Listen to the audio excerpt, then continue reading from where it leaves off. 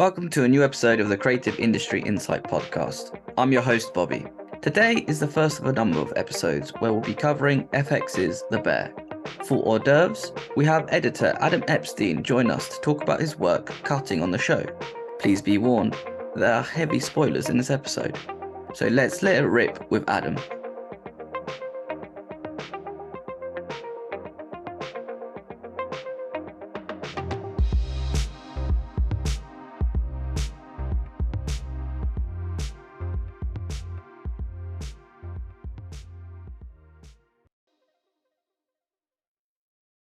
Hi, Adam. Thank you for joining me today. Thank you so much for having me. It's my pleasure.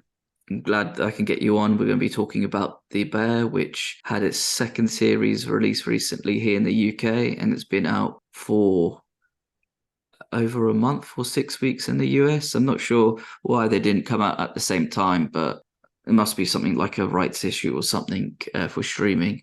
So it was like really difficult to mute everything related to The Bear, so there was no spoilers for so long. Probably like it's one of those things the same like when it's, I think the hype around it was so big it felt like sort of like Avengers, so you had to sort of mute so you didn't have any spoilers, nothing, go in blind and enjoy the show as much as possible.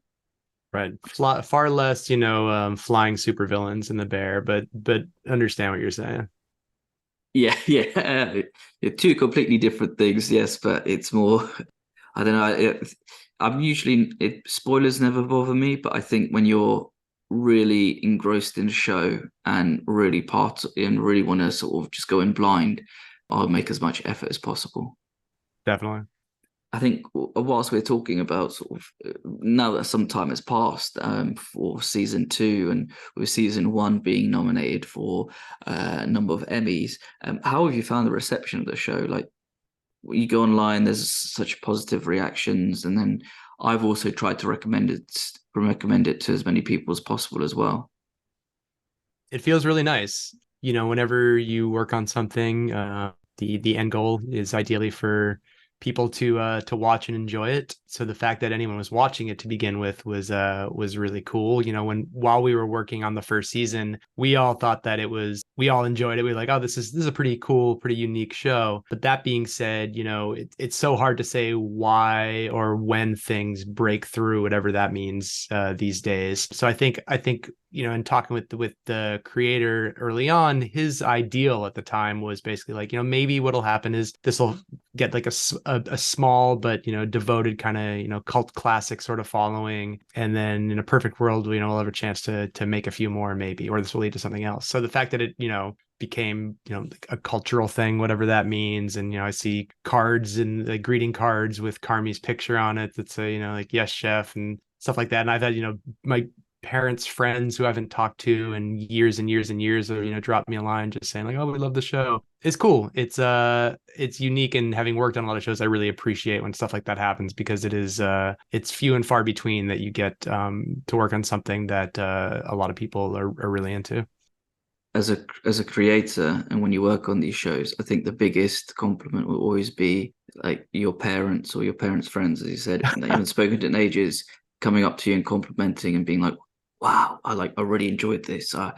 And I always feel like that's like such a big barometer in terms of just like maybe as an ego thing, but also as like yeah, like my parents actually, or as in your case, parents, friends are watching it, enjoying it. And even like seeing all the memes online and the like the cultural footprint coming off it, it's just like, wow, like it feels like this is the sort of moment that you need to experience. And on top of that, what was it, the, as you said, the yes chefs, and I love the saying that Michael has, let it rip.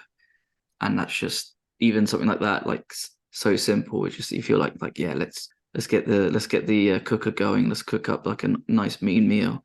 Yeah. I think people that can relate to it, whether or not that they've worked directly in a restaurant or in a kitchen, everyone at some point in their life has, either been part of a team or has been part of working together with a group of people to kind of come together and elevate whatever you're a part of into the best version of itself.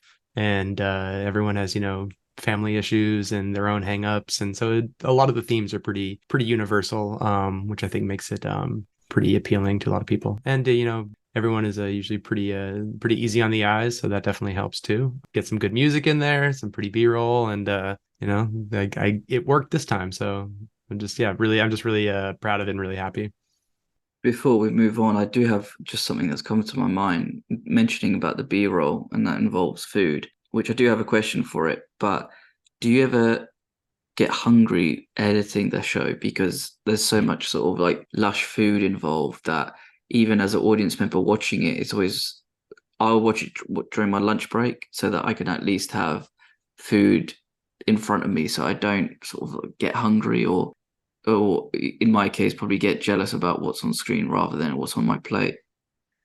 I mean, I wouldn't say that stop and go grab a bite while I'm working on stuff, but you look at close-ups of beautiful, perfectly prepared food for hours at a time. It definitely, whether or not you mean for it to happen, it gets your reptile brain kind of revved up towards wanting to eat something, ideally a good greasy sandwich. So yeah, I get that.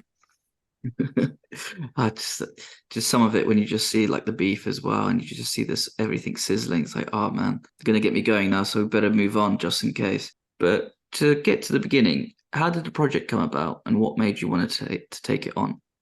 So Chris Storer, who's the creator of it, I had worked with him before on a couple comedy specials, and he had worked with Joanna Noggle, who cut the pilot episode on Rami, where he was a director, and they worked out of a place called Senior Post, where Josh Senior, who's one of the executive producers of The Bear, it's his and Joanna's post shop. So they cut the pilot and heard it was going to get picked up for series. And once it got picked up, I had done a lot of work with them, and we are really copacetic and get along, and the vibe is really good. And once it got picked up, they brought me on basically. They said, hey, would you want to work on this? I saw the pilot. I'm like, absolutely. This looks, I liked how different it felt, especially the pilot, and the kind of the creative freedom experimentation that was part of it.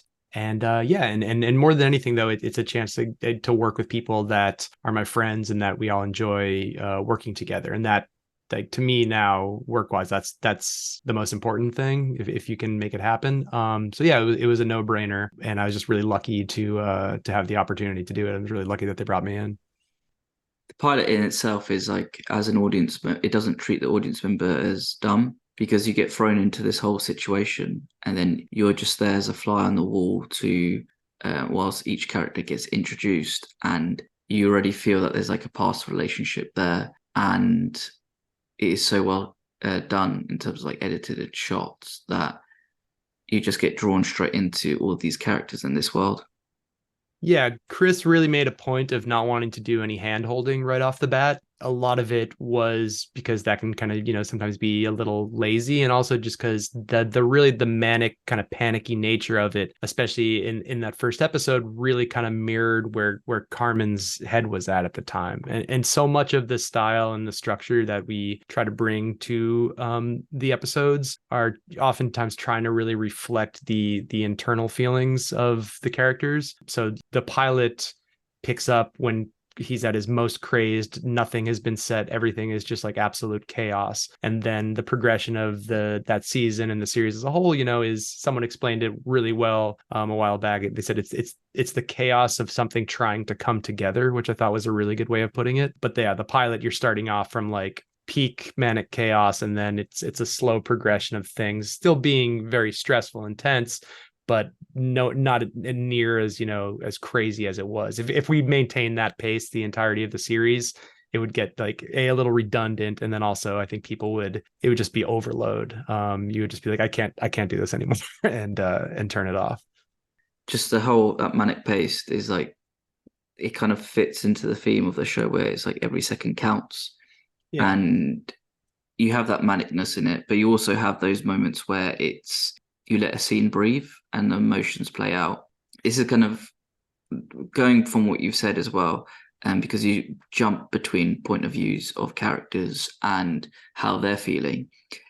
As an editor, how do you find the balance between the hecticness and the slower the hecticness and then the slower pacedness of it all, but then also having character moments shine in the scene?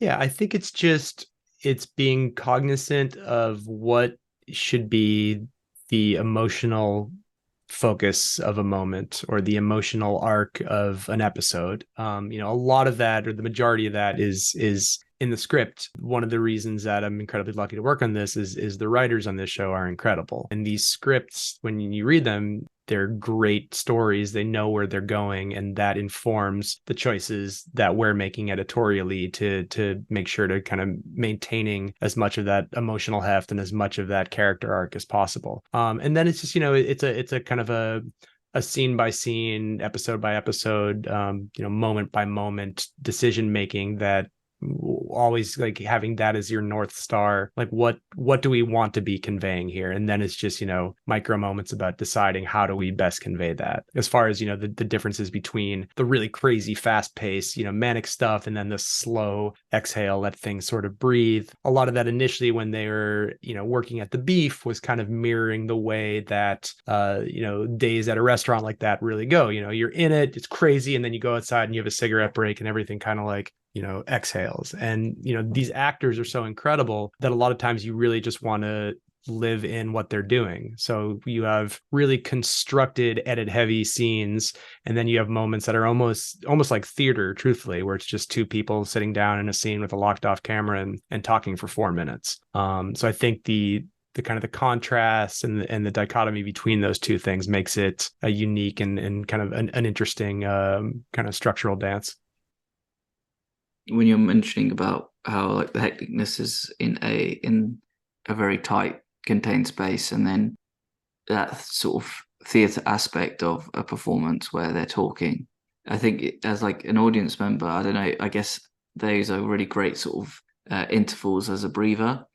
But what's interesting about the show is when it's shot, the very like not an extreme close up, but it's like mid to extreme close up, that is the face that fills the whole frame or quite a lot of the frame.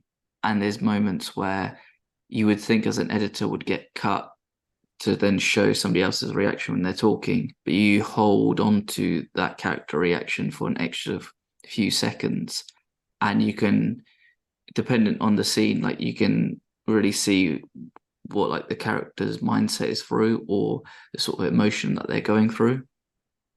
Yeah, ideally. And that's, for me, that's what I'm always trying to lead with is the emotion of the scene. And it's not, sometimes it's by design, the way it's shot, in the sense that like, okay, well, we did 5 takes of this scene and all we have is this one shot.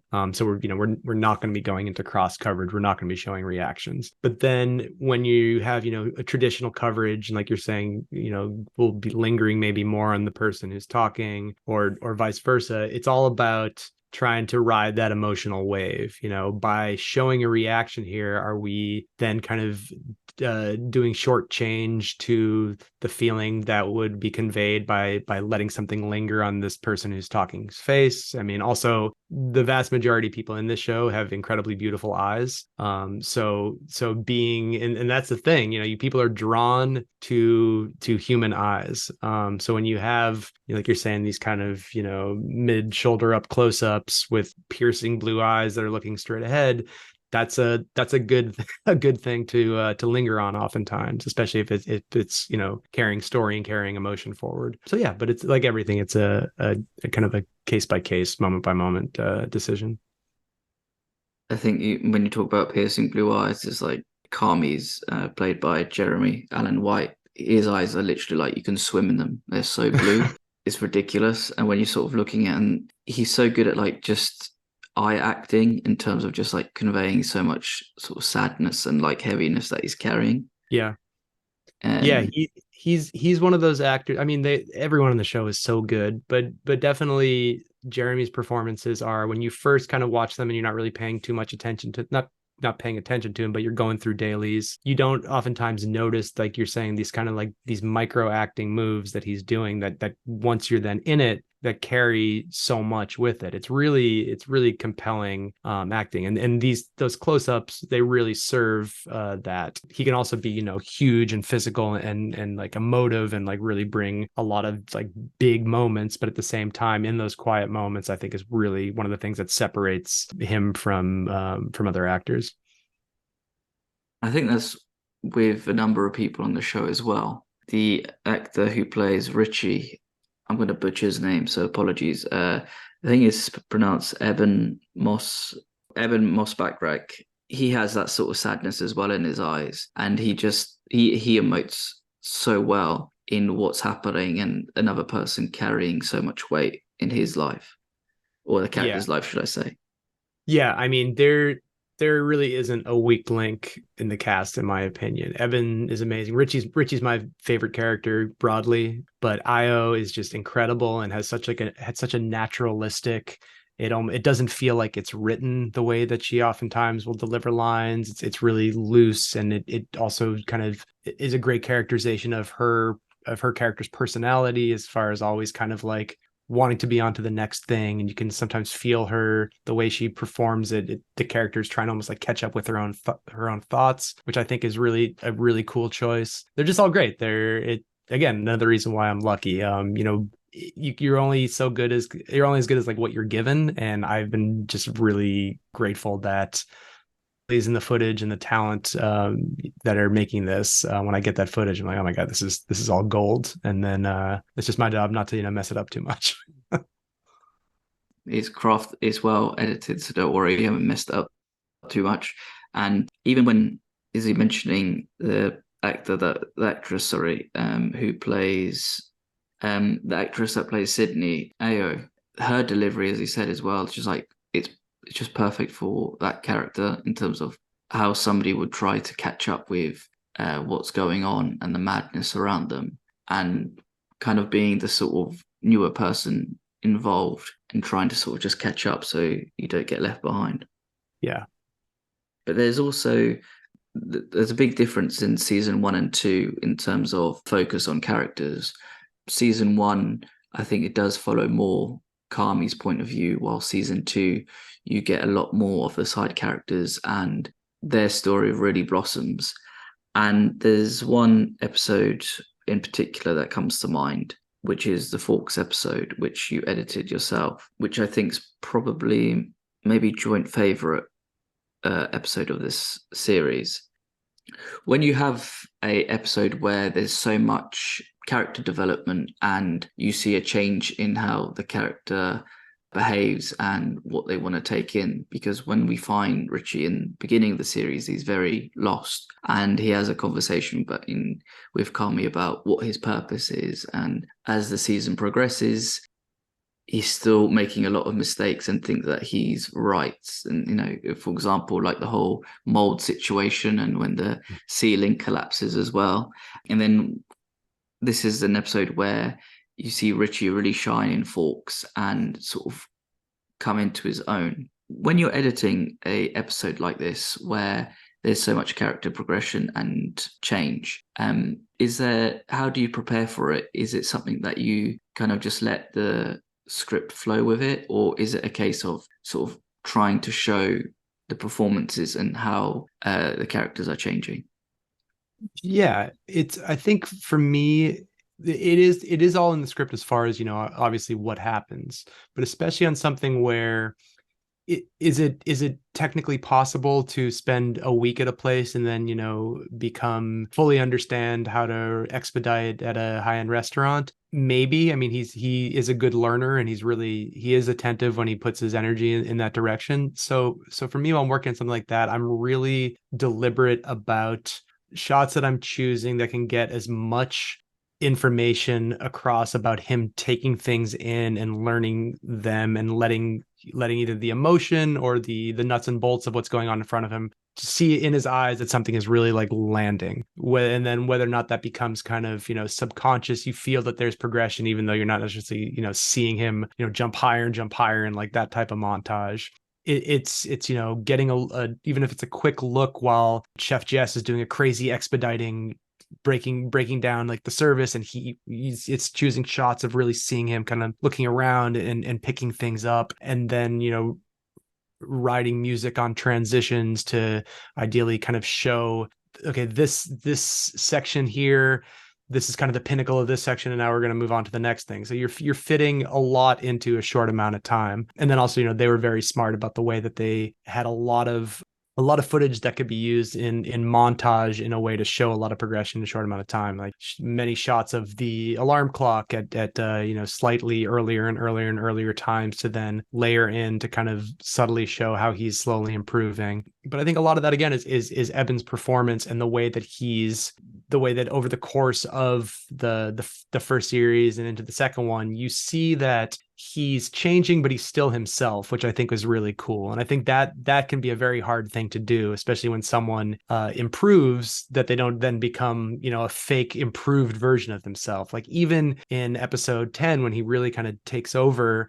and ends up kind of, saving the service on Friends and Family Night, he's not doing it in a way that isn't Richie. He's being very good at what he's doing, but in like the most Richie way possible, which is great. And so it's using what I'm given in the performance, it's using what I'm given in the script, and just making sure that I'm always honing in on the truth and the emotion of the character. I think those subtle sort of build-ups as well really do show as like an audience member, help you understand like the change of a character, but then also he doesn't lose the essence of his personality. He's somebody who's trying to better themselves, but he's not going to lose that sort of the cocksureness of it, should we say. And I think the one thing I think picked up on is like the Taylor Swift needle drop, where it's just it's quite funny to hear, because it's a show that has a lot of dad rock in it, to then change to sort of more poppy vibe. But I guess that's also like a really nice subtle hint of progression of he really didn't like Taylor Swift. And then he's got tickets for his daughter. And I think now he's making even more effort, not just in his work life, but personal life, to grow and try to sort of embrace what people like and not be that like angry man anymore. Yeah. I think I think a lot of people in the first series, you guys call it series, right? Not season, correct? Yeah, we would say series, but we do have it. It does come up as like seasons, like in the sort of description bit, but right. Well, I'll stick on the UK version. So in the first series, I think a lot of people, they not had like the wrong take on him, because there's no right or wrong, but the way that I would see people often like describing Richie, I think ignored a lot of what that character was really kind of was really going through and dealing with. And they looked at kind of like the top level details and allowed that to really frame their perception of him. So I read a lot of times where people like, oh, like this dumb, loud, like he's not dumb. He's, it's all there in the pilot too. In the pilot, they're going around like, what are you thankful for? And he says like, I'm thankful for like Philip K. Dick. And like, he's like a Blade Runner fan. He's obviously like a reader. He's not the dumb. He just has a lot of misplaced pain and grief and confusion about like where he is, because he's completely unmoored after he lost his best friend. And I think a lot of people can also relate to, being in a position when you get older and you like, what am I doing with my life? And I know I'm not stupid, but I don't have specific skills to put towards something. And then you're kind of wallowing. And the way that he would deal with that was by trying to overcompensate by being like, loud and asserting himself as like, a specific type of like alpha, whether or not he was that. And I think people like they read that as like, well, that guy is an asshole. It's like he was acting like an asshole, but because he was searching, basically. So it's nice to see it's the first episode of series 2. It starts out with him asking about like purpose, and they set up that arc really, really wonderfully.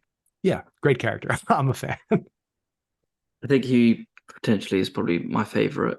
If you had to put a gun to my head in terms of who would I have to choose, it's like picking your favorite child, basically.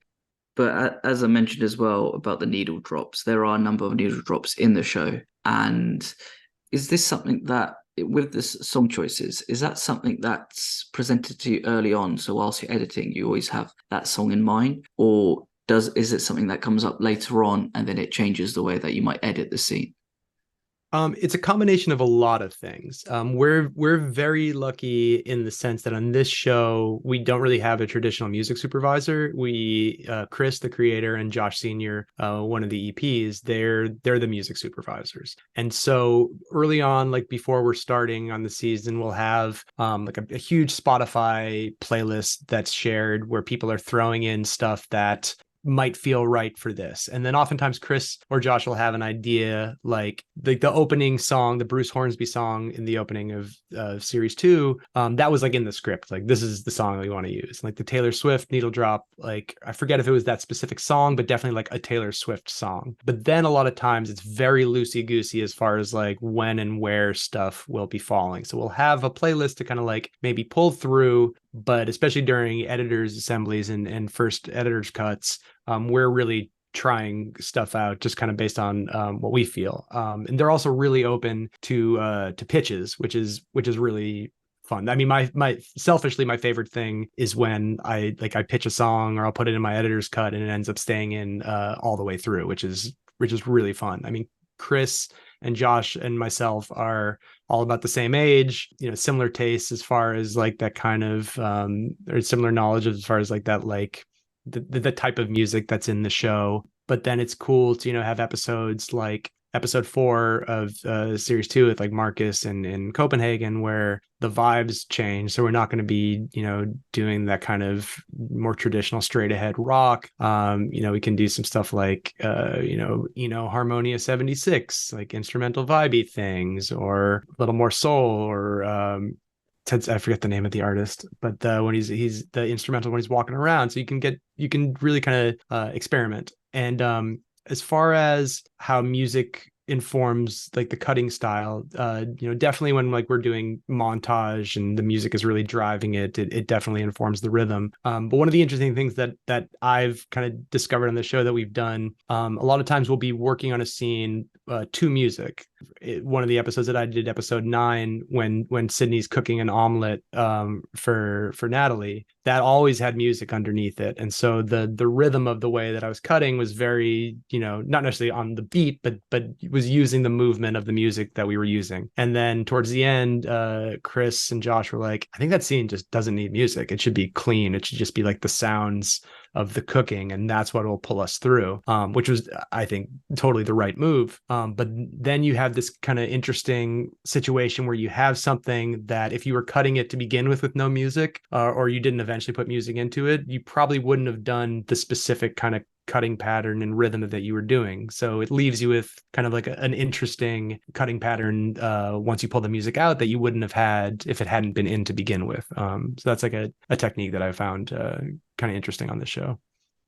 It's fascinating to hear that there's always that you guys have like a Spotify playlist and you can kind of throw ideas in. I can imagine like with a traditional sort of music supervisor, they're sort of working away in the shadows of what the showrunner or director would like them to sort of find or what they have in mind. But on top of that as well, like, you can sneak in one of your suggestions and then see if it kind of gets there to over the line for when totally. It comes out. So yeah, that was always like a nice little pat on the back to say. Well, my favorite thing, and the thing I'm most, again, selfishly proud about, is in Forks in episode 7, the Richie episode. Before we even started on series 2, I had watched Thief, the Michael Mann movie, and the opening score of Thief is that Tangerine Dream track. And I remember I texted Josh after I watched him, like, dude, when was the last time Thief takes place in Chicago? It has just such a Michael Mann style look. I'm like, when was the last time you watched that movie?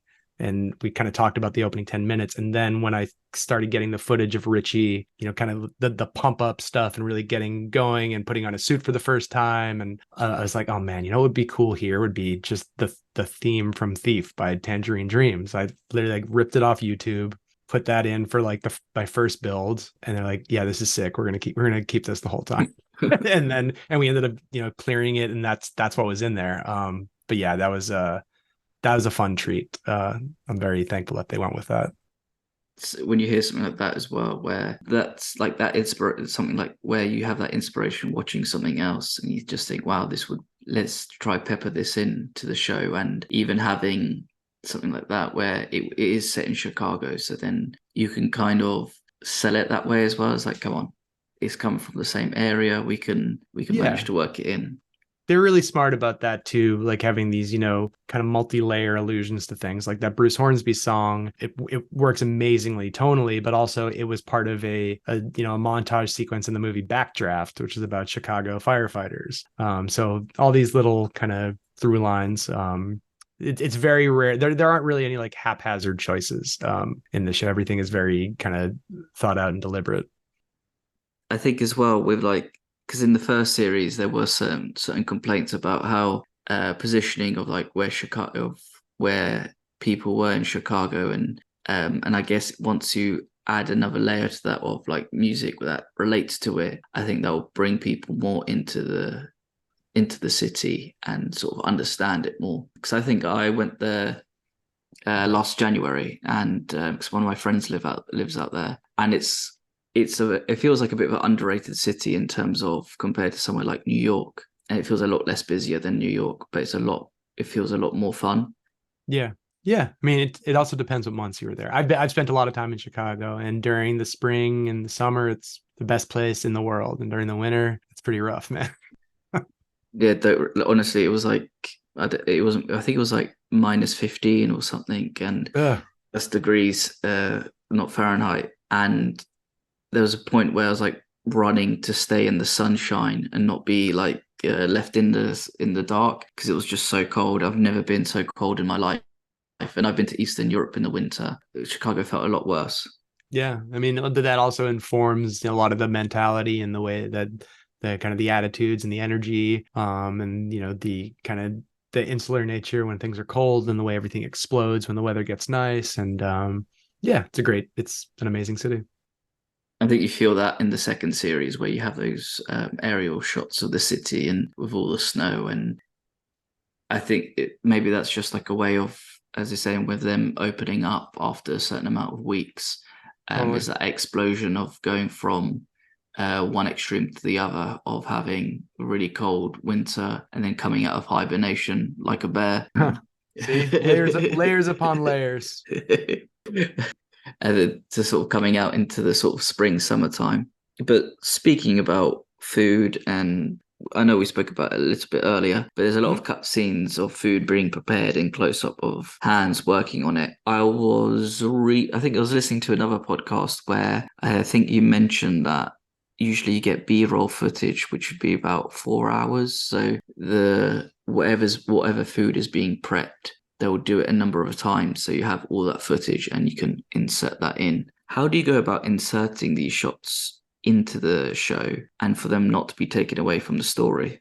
I mean, there isn't really a hard, fast rule. So much of it, especially in the scenes where the close-ups on the food are part of the, if it's a high-paced kind of food prep, chop, chop, chop, really kind of heavy and intense scene, usually like those close-ups just become part of what feel, the right kind of rhythmic back and forth. And you use them as the kind of like either punctuations, especially when you bring sound design to, like if there's a close zoom to the fire, you get like a sizzle underneath that lets you kind of slam into the next line in an interesting way. So it really depends, on kind of what the scene is, but they do such an amazing job of covering the food prep, of making it look beautiful. The vast majority of the time, it's the actual actors either doing the chopping or doing the prep. There's definitely a bunch of scenes where, it starts off in like a cut, but then it kind of comes up and you see that it's actually, Jeremy like doing the cutting, or Io, like she made the entire omelet. There's no, stunt hands in any of that. So yeah, so it's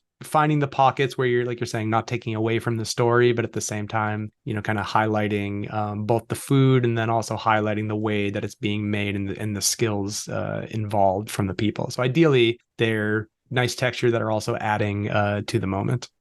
I think those scenes always like feel when you're watching it and you're watching people prepare it, they feel it's like another layer of art being shown off. And I think as like an audience member, because I guess for us as like humans, food is just something that's like is something that just keeps us alive and to sustain us. But then when you see how certain food is being prepared, how it gets chopped up, how it's made, you kind of think like, wow, it's like this is incredible.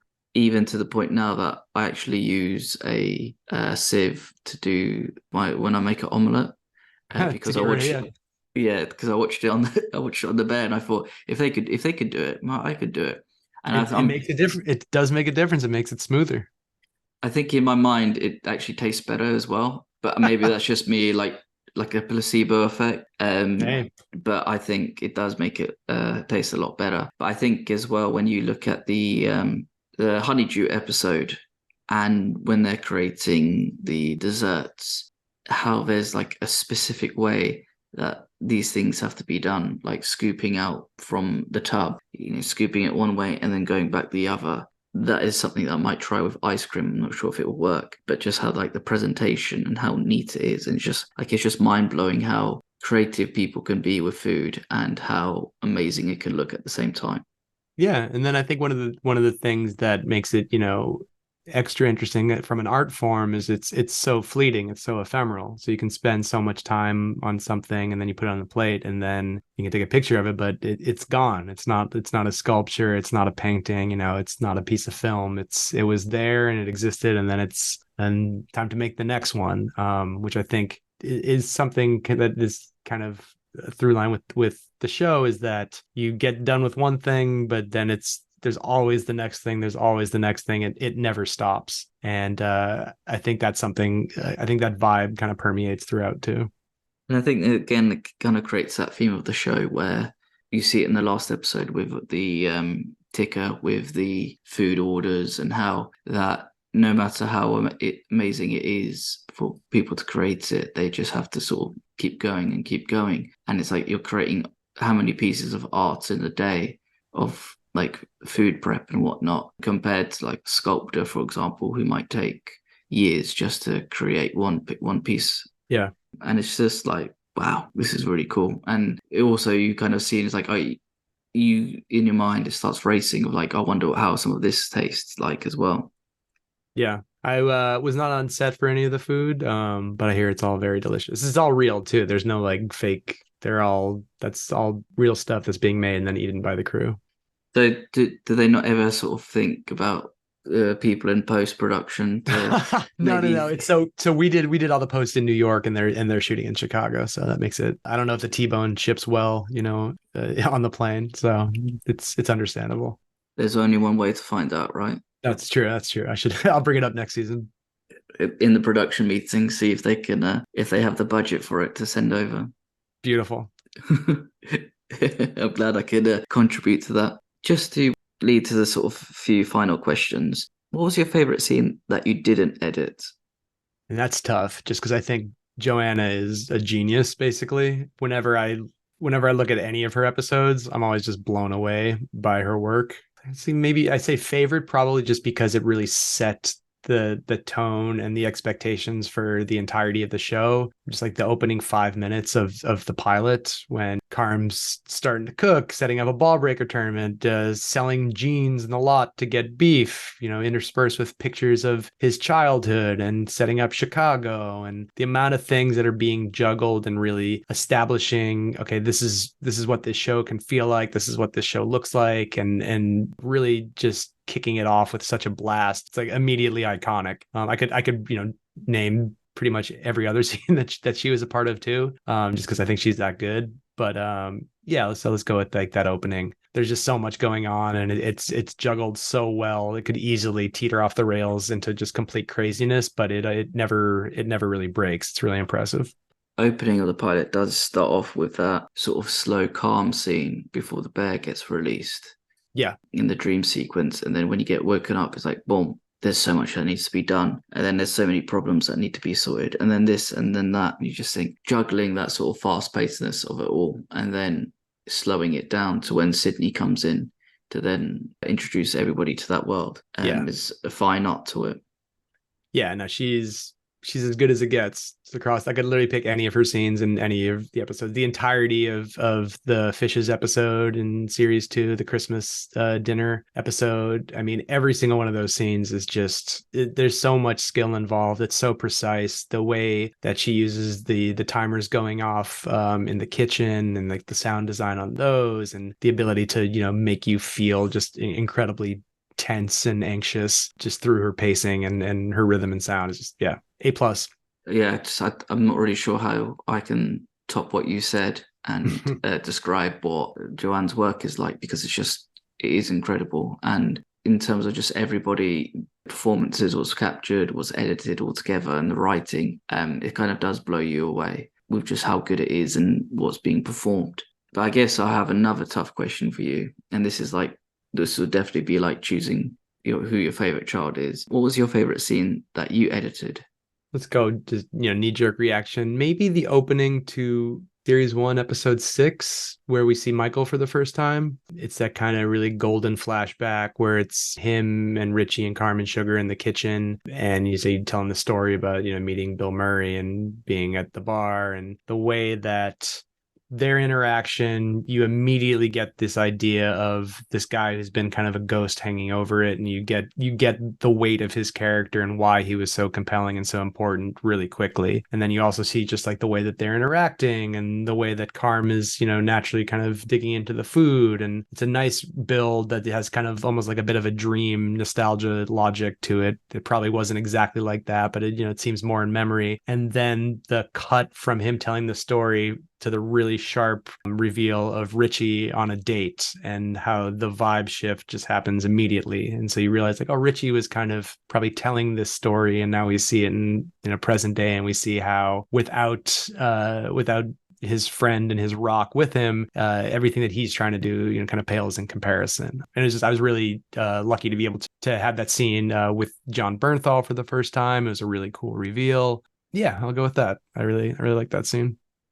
I think that's a really solid choice. I think with that scene, because when you have such different, like the juxtaposition in two of them, where it's like it should be a really cool anecdote that you can tell on a date, and people would be quite impressed, especially if it's like you meet a certain celebrity, or even if somebody's sort of like tapping your shoulder and going on, and then when you have that, when it does cut to the date, like they're not impressed. And it's just, I think it fits so well in terms of the story, and how one side is like really bigged up, but then the other side is just like, it's just a bit of a nothing story.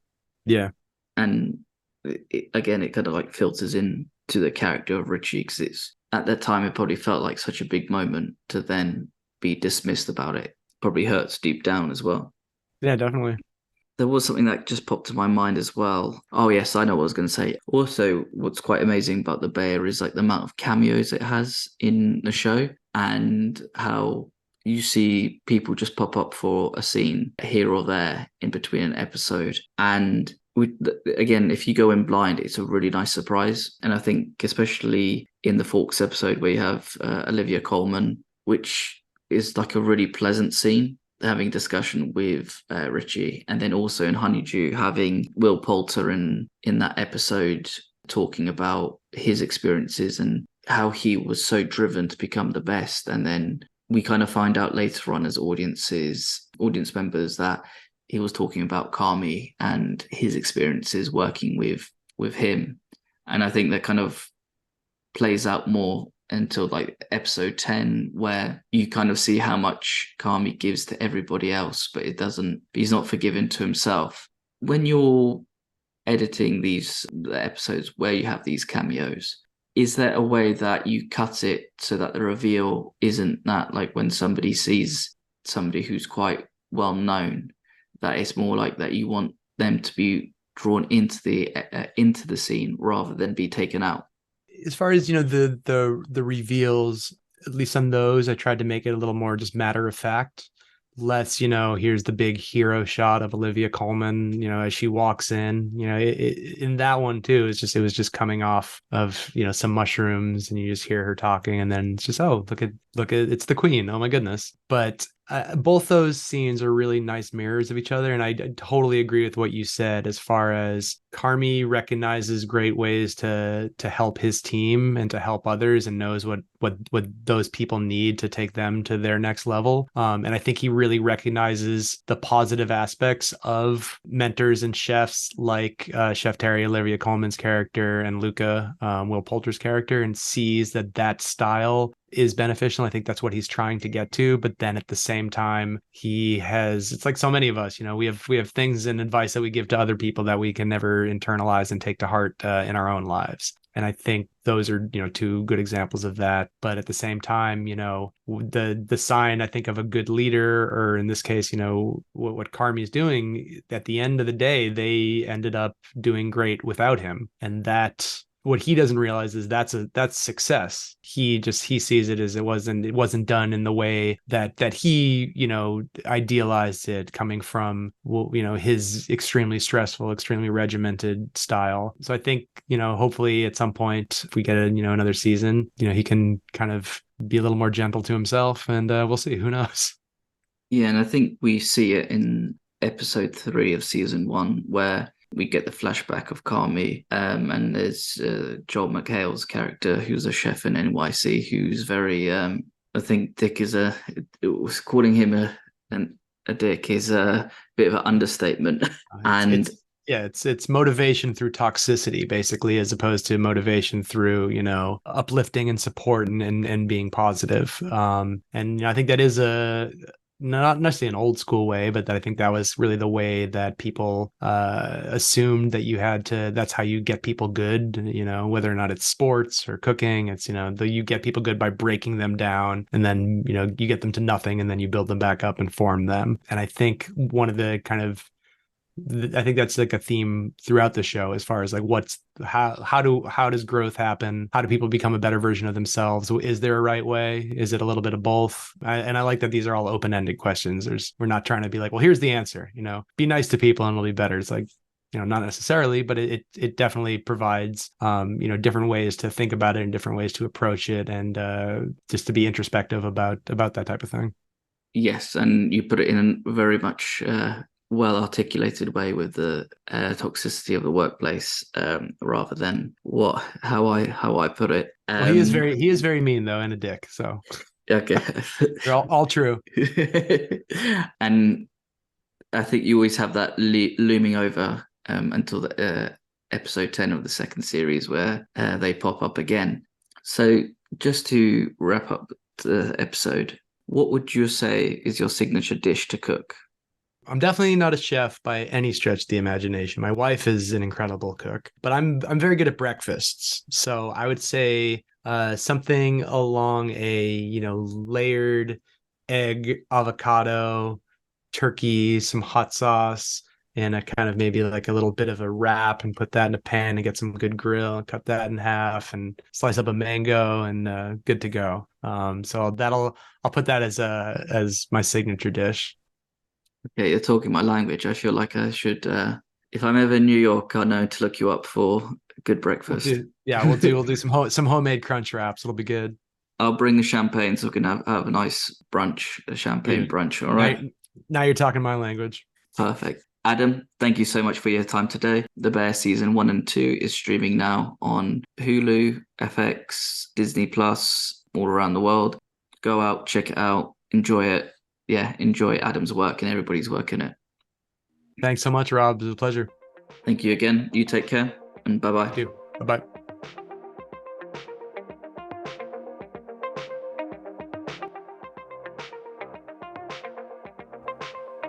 Thank you for listening. Please subscribe, rate, and review this podcast.